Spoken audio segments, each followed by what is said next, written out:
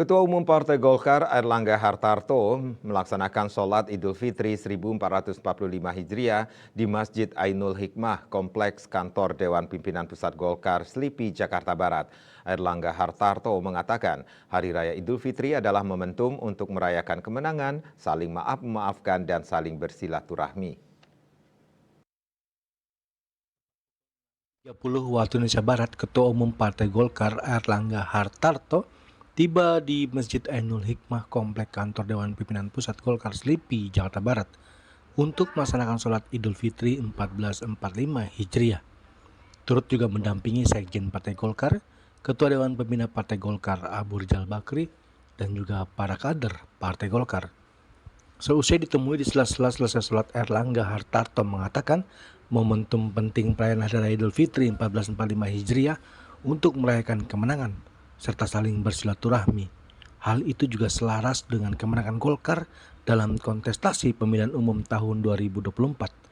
Dengan kemenangan tersebut, menurut Airlangga, pihaknya mengajak masyarakat untuk memanfaatkan momen Idul Fitri untuk saling bersatu kembali. Ia juga berpesan agar masyarakat mendamaikan hati, saling maaf-memaafkan, dan bersama-sama membangun Indonesia ke depan. Saya sampaikan bahwa Idul Fitri ini kan makna kemenangan, sudah kita menjalankan ibadah puasa dan juga kita melaksanakan apa yang dilarang oleh Allah Subhanahu wa taala.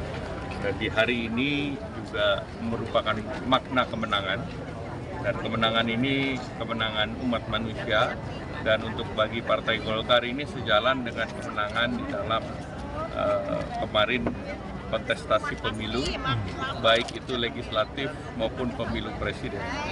Jadi dengan kemenangan ini tentu Partai Golkar mengajak kepada seluruh masyarakat untuk kembali momen Idul Fitri ini digunakan untuk bersatu kembali, mendamaikan hati, saling memaafkan, dan untuk membangun Indonesia ke depan.